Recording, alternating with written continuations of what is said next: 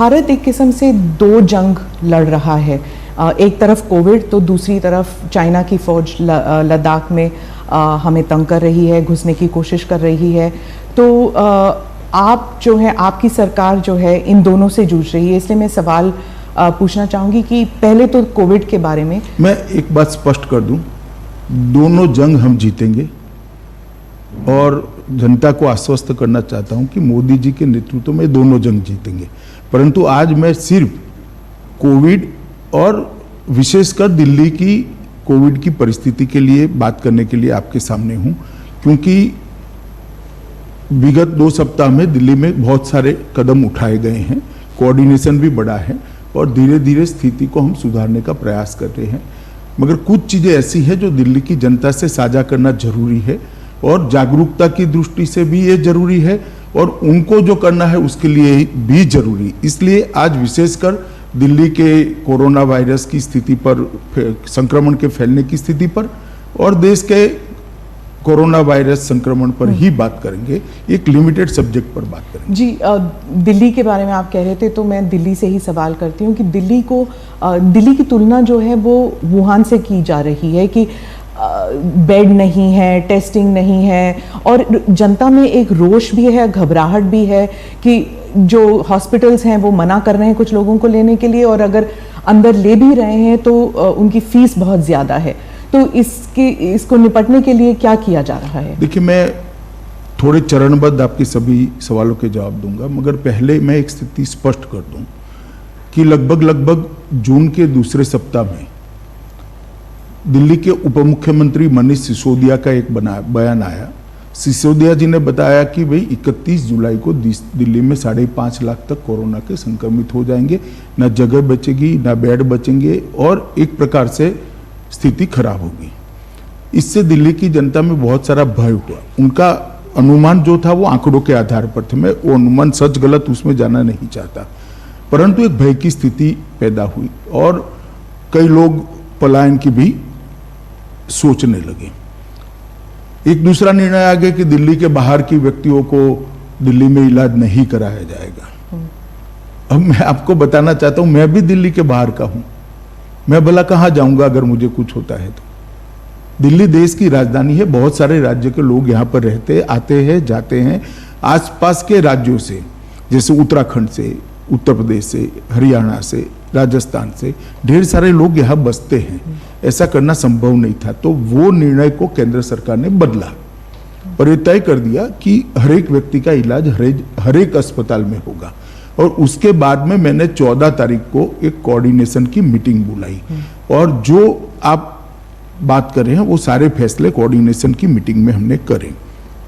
ये कोऑर्डिनेशन की मीटिंग बुलाने की जरूरत इसलिए पड़ी कि दिल्ली का जो एडमिनिस्ट्रेटिव खाका है, इसमें 3, जहां तक कोरोना का सवाल है, 3 एडमिनिस्ट्रेटिव रोल 3 संस्थानों का आता है। तो दिल्ली सरकार स्वतः, दूसरा एमसीडी, 3 म्युनिसिपल कॉरपोरेशन और तीसरा भारत सरकार। तो ये तीनों के बीच में कोऑर्डिनेशन होना जरूरी था। तो वो मीटिंग का मुख्य उद्देश्य था, देश और दुनिया के कोरोना के खिलाफ की लड़ाई की बहुत सारी इंफॉर्मेशन भारत सरकार के तज्ञों के पास थी।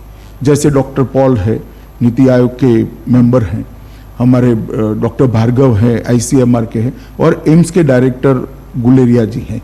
ये तीनों के पास पूरे देश भर की स्थिति और दुनिया भर की लेटेस्ट स्थिति की जानकारी थी। भारत सरकार काफी कुछ मदद भी कर सकती है, दिल्ली सरकार का स्वास्थ्य विभाग और दिल्ली सरकार का मेन रोल है ही है। और अस्पताल बहुत सारे एमसीडी के हैं, नीचे के कर्मचारियों की संख्या भी एमसीडी की ज्यादा है। तो एक व्यापक अभियान कोरोना के खिलाफ चलाना है, तो तीनों ने मिलजुल कर काम करना पड़ेगा। तो मैंने मीटिंग बुलाई, इसमें दिल्ली के मुख्यमंत्री जी भी आए, उप मुख्यमंत्री जी भी आए, भारत सरकार के स्वास्थ्य मंत्री भी थे, ये तीनों डॉक्टर भी थे और बाद में एमसीडी के मेयरों के साथ भी मीटिंग की। इसमें हमने बहुत सारे निर्णय लिए और आज मैं कह सकता हूं विश्वास के साथ कि 5.5 लाख वाली स्थिति 31 जुलाई तक नहीं आएगी। पर ये क्राइसिस तक क्यों आया? क्योंकि अगर कोऑर्डिनेशन थी तो 14 जून वाली मीटिंग की क्या जरूरत थी? क्या पता नहीं था कि ये होने वाला है ऐसे? देखिए, आमतौर पर दिल्ली सरकार की जिम्मेदारी है कोऑर्डिनेशन करने की और व्यवस्थाओं को ठीक करने की। मगर जब मनीष जी का बयान आया तब मुझे लगा कि अब भारत सरकार को प्रेक्षक नहीं बनाना चाहिए। मोदी सरकार की पूरे देश की जवाबदारी, प्रधानमंत्री जी की पूरे देश की जवाबदारी। प्रधानमंत्री जी ने भी मुझे कहा कि भाई गृह मंत्रालय ने इसमें इनिशिएटिव लेकर आगे बढ़ना चाहिए, दिल्ली सरकार को मदद करना चाहिए। आज भी मैं स्पष्ट कर रहा हूं, दिल्ली सरकार को हम मदद कर रहे हैं, परंतु कोऑर्डिनेशन जब तक नहीं होता है नहीं होता। इसलिए भारत सरकार ने इसमें कोऑर्डिनेशन की दृष्टि से हस्तक्षेप तो नहीं कह सकते, मगर एक मीटिंग बुलाकर काम करना शुरू किया। इसमें जो कमियां हमारे ध्यान पर आई, व्यापक चर्चा के कुछ दिल्ली सरकार ने भी मुद्दे रखे, कुछ जो एक्सपर्ट्स थे उन्होंने रखे, कुछ एमसीडी के मेयरों ने रखे। क्योंकि दूसरे ही दिन मैंने मेयरों के साथ भी मीटिंग की, ऑल पार्टी लीडर्स के साथ भी मीटिंग की, और सबके जो सुझाव है इसके आधार पर हमने बहुत सारे निर्णय करे। सबसे पहला निर्णय करा कि 30 जून तक कंटेनमेंट जोन के हर घर का सर्वे हो जाएगा। इसमें हल्का सा भी लक्षण है, जिसमें कोरोना का खांसी भी है, जुकाम है, बुखार है, कुछ भी है, सर दर्द है, सूंघने की क्षमता चली जाएगी है, टेस्ट चला गया है, ये सारे लोगों की सूची तैयार करी और हमने मास लेवल पर टेस्टिंग बढ़ाया। पहले मैं बाद में टेस्टिंग पर आऊंगा, मगर मास लेवल पर टेस्टिंग बढ़ाया और मुझे भरोसा है कि ये 30 तारीख तक हम पूरा कंटेनमेंट जोन का टेस्टिंग कर देंगे और बाद में 21 जुलाई को तय किया कि पूरे दिल्ली का हाउस टू हाउस सर्वे करेंगे, जिसको थोड़ा सा भी कोरोना का भय हो उसका टेस्टिंग किया जाए और कम से कम उसको आइसोलेशन में डालने से वो फैलाए नहीं। ताज्जुब तो इस बात की हो रही थी कि आप होम मिनिस्टर हैं, गृह मंत्री हैं, तो गृह मंत्री होने के नाते आपको हर स्टेट, हर राज्य को देखना है, गुजरात हो, महाराष्ट्र हो, लेकिन दिल्ली में ऐसी क्या केओस वाली सिचुएशन आ गई। और इंग्लिश में एक कहावत है, too many cooks spoil the broth, कि एक तरफ चीफ मिनिस्टर हैं, एक तरफ लेफ्टिनेंट गवर्नर हैं, उस पर आप भी आ गए, तो इसमें तालमेल अब बढ़ा है। जरा भी कोई खींचातानी नहीं है, बिल्कुल मैं आपको आंकड़ों के आधार पर बता सकता हूं कि परिस्थिति कंट्रोल में। दिल्ली सरकार ने हमें कहा था कि भाई एम्बुलेंस बढ़ानी है, ऑक्सीजन सिलेंडर बना रहे हैं, वेंटिलेटर बना रहे हैं। हमने 500 ऑक्सीजन सिलेंडर इमीडिएटली दे दिए, 10,000 के करीब ऑक्सीनोमीटर दे दिए, 440 वेंटिलेटर दे दिए हैं, और भी जरूरत पड़ेगी तब देते जाएंगे। और एम्बुलेंस के लिए भी दिल्ली सरकार को अधिकृत किया गया है कि वो ओला, उबर और ऐसी कंपनियों के साथ मिलकर एम्बुलेंस की व्यवस्था करें, और ये अच्छे से चल रहा है। सबसे आपको ताजुब होगा, सबसे बड़ी खराब परिस्थिति डेड बॉडीज की थी। लगभग 400 से ज्यादा, 350 से ज्यादा डेड बॉडीज संस्कार बगैर के पड़े रहे थे। हमने तय किया था कि 2 दिन के अंदर सभी डेड बॉडीज का अंतिम संस्कार कर दिया जाएगा अपने अपने धर्म के हिसाब से, और आज एक भी डेड बॉडी पेंडिंग नहीं है।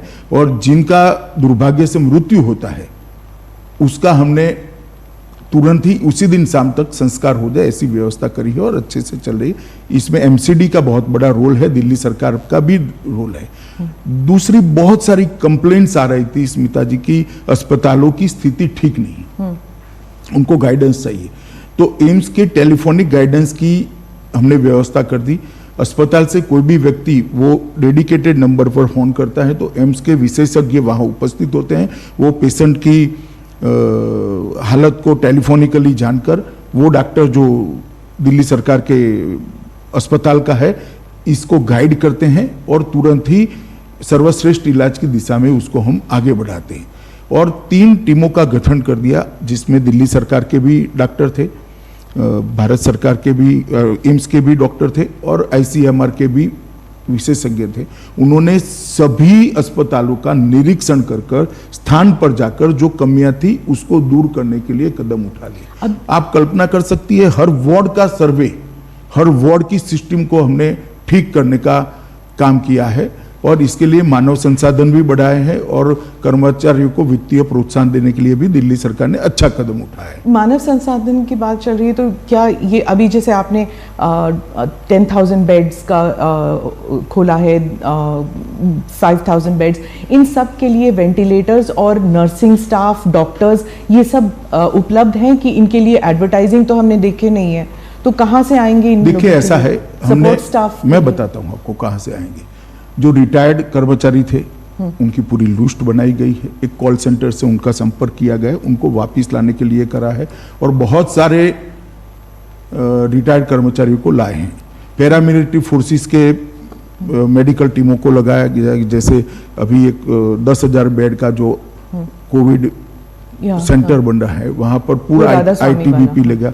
16,000 बेड रेलवे बना रही है, उसका पूरा सेना ने जिम्मा लिया है। ये सारी चीजें हमने मेडिकल सुविधाएं, मानव संसाधन बढ़ाने के लिए करी है। कोऑर्डिनेशन की जब बात चल रही थी तब भी बार बार डिसीजंस चेंज होते हैं कि होम आइसोलेशन होगा कि नहीं होगा, कंपलसरी होगा कि नहीं होगा, दिल्ली गुड़गांव के बीच ट्रैफिक आने देंगे कि नहीं, दिल्ली नोएडा के बीच। एनसीआर का तो कॉन्सेप्ट खत्म ही सा हो गया है। ऐसा नहीं हुआ है। जहां तक कोविड का सवाल है, एनसीआर की भी मैंने मीटिंग की है, एनसीआर के सारे लोग आए थे, इनके साथ मीटिंग की है। और अभी दिल्ली का जो मॉडल बना है, मैं दोनों मुख्यमंत्रियों से बात करने वाला हूं। अरविंद जी तो लुक में है ही है, उनको साथ में रखकर ही फैसला करते हैं, परंतु उत्तर प्रदेश और हरियाणा के मुख्यमंत्रियों से भी बात करूंगा। और एनसीआर को पूरा संपूर्ण जानकारी अब तक इकट्ठा हो गई है, गृह मंत्रालय में और स्वास्थ्य मंत्रालय में आ गई। एक समन्वित रणनीति हम बनाएंगे एनसीआर के लिए, दोनों मुख्यमंत्रियों से बात कर और इसी तरह से टेस्टिंग बढ़ाना, अस्पतालों का गाइडलाइन तय करना, ये सारी चीजें एनसीआर में भी चली जाएगी। मैं आपको बताना चाहता हूं कि बहुत कोऑर्डिनेशन से हम आगे बढ़ रहे हैं और ढेर सारे फैसले लिए हमने। जब नेशनल लेवल पर बात होती तो प्रधानमंत्री जी ने भी चीफ मिनिस्टर्स के साथ मीटिंग की, आपने भी की है, लेकिन ऐसे लगता है जैसे राजनीति जो है वो हावी है even in this Covid fight. Piyush ji ने ट्रेन्स का इंतजाम किया तो ममता जी ने मना कर दिया, या फिर उद्धव जी ने कहा कि हमें नहीं चाहिए अभी। तो इस सब में जो फेडरल स्ट्रक्चर है वो जैसे लग रहा था कोलैप्स कर गया। शुरुआत में तो ठीक था, लेकिन अब जैसे लगता है कि पॉलिटिक्स जो है वो हावी है। छोटी छोटी बातों को ज्यादा तूल नहीं देना चाहिए। जैसे यहाँ पर आपने जिक्र किया कि भाई होम आइसोलेशन में विवाद हो गया, कोई विवाद नहीं हुआ है। देखिए दिल्ली में जितने भी डेथ हुए थे कोविड के कारण, इनका एनालिसिस हमने एक्सपर्ट्स के साथ कराया। लगभग 50% डेथ 1 दिन से 3 दिन के अंदर एडमिशन के अंदर ही हो गए। इसका अर्थ ये होता है कि होम आइसोलेशन से व्यक्ति ज्यादा अपनी स्थिति बिगाड़ कर आता है। अब हमने रैपिड टेस्ट, मतलब एक फास्ट टेस्टिंग की प्रक्रिया चालू करी है, और उसके कारण जो पॉजिटिव पाए जाते हैं, इसमें 2 क्राइटेरिया करे हैं। एक तो आइसोलेशन के लिए जिसके घर में 2 कमरों से ज्यादा व्यवस्था ही नहीं है, वो क्या आइसोलेट करेगा अपने आप को? वो तो चॉइस है, फिर क्वारंटाइन सेंटर में जाए, इंस्टीट्यूशन क्वारंटाइन सेंटर में जाए। दूसरा, जिनको डायबिटीज है, ब्लड प्रेशर है, कैंसर आदि कोई बड़ी बीमारी है जिसके कारण इसकी इम्यूनिटी कम हुई है, ऐसे लोगों को भी हमने आइसोलेशन सेंटर में भेजने के लिए निर्णय किया है। अब इस पर थोड़ी बयानबाजी होगी, राजनीति है स्मिता जी, मगर फैसलों से कोई फर्क नहीं पड़ा। जैसे मैं कहता हूं, हमारी मीटिंग के पहले दिल्ली में 25 मार्च से 14 जून तक लगभग 2,41,000 टेस्ट हुए थे, तो प्रतिदिन 4500 टेस्ट होते थे। अब 15 जून से लेकर 25 जून तक 11 दिनों में 1,75,141 टेस्ट हुए, तो प्रतिदिन 16,000 टेस्ट हुए, तो 4.5 गुना टेस्ट की बढ़ोतरी करी है हमने। इसीलिए नंबर बढ़े हैं। नंबर तो प्रारंभिक बढ़ेंगे, मगर वो फैलने की गति भी कम हो जाएगी। हाँ। मैं ये स्पष्टता कॉन्टैक्ट ट्रेसिंग भी हो रहा है, तो मैं ये स्पष्टता करना चाहता हूं कि अभी मानो 3,000 तक नंबर एक दिन 4900 4,800 तक गया, मगर अब 3,400 3,200 आता है। ये इसलिए आता है कि पहले 4500 की जगह 16,000 टेस्ट हो रहे हैं, तो नंबर थोड़ा बढ़ेगा, मगर ये जो 3,400 लोग आइडेंटिफाई हो गए, इनके आइसोलेशन के कारण वो फैलाएंगे नहीं। वो जिन जिन को मिले इनके भी हम दूसरे दिन टेस्ट कर रहे हैं। ये पूरी व्यवस्था नीचे तक, वार्ड तक, घर तक करने की व्यवस्था दिल्ली सरकार, भारत सरकार और एमसीडी ने मिलकर करी है। इसके कारण गति निश्चित रूप से कम होगी, और ये छोटा मोटा इधर उधर चलता है। देखिए राजनीति में सब लोग अपना अपना नहीं, पर हो रहा था ना, मतलब एक गृह मंत्री होने के नाते आपको हॉस्पिटल जाना पड़ा, मतलब LNJP हॉस्पिटल, ये it was like a shocking visual कि आप LNJP हॉस्पिटल जहां पे इतने सारे कोविड पेशेंट्स थे, आप वहां पे चले गए। तो सिचुएशन ऐसा नहीं, लगता है देखिए, पैनिक इससे स्वास्थ्य कर्मचारियों का हौसला अफजाई भी हुआ है, जनता का भी विश्वास बढ़ा है।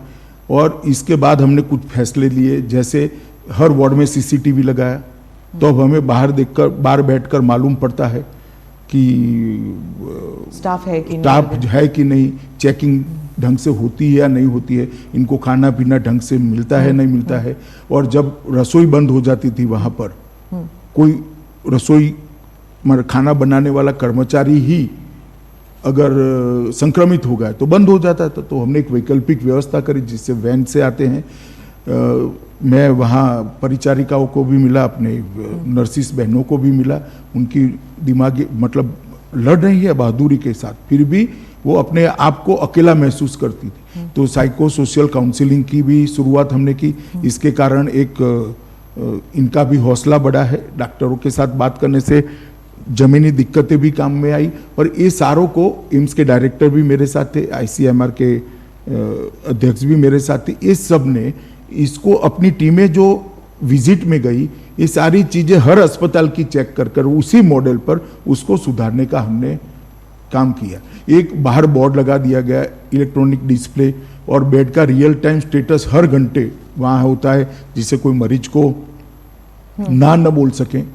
इस प्रकार की काफी व्यवस्था करी। ये सब इंफॉर्मेशन जो है, ये देखिए पहले होता था कि प्रेस कॉन्फ्रेंसेस होती थी, GOMs होती थी, GOM के बाद मिनिस्टर्स जो थे वो बता देते थे ये सब इंफॉर्मेशन। पर अब वो प्रेस कॉन्फ्रेंस कम और लगभग ना के बराबर है, 2 हफ्ते में 2 या 3 सिर्फ इंफॉर्मेशन वेबसाइट पे डाला जाता है। जैसे आपने अभी बताया कि ये सब हो रहा है, ये सब इंफॉर्मेशन लोगों के पास नहीं था अभी तक। इसीलिए तो स्मिता जी मैं आपके सामने बैठा हूँ।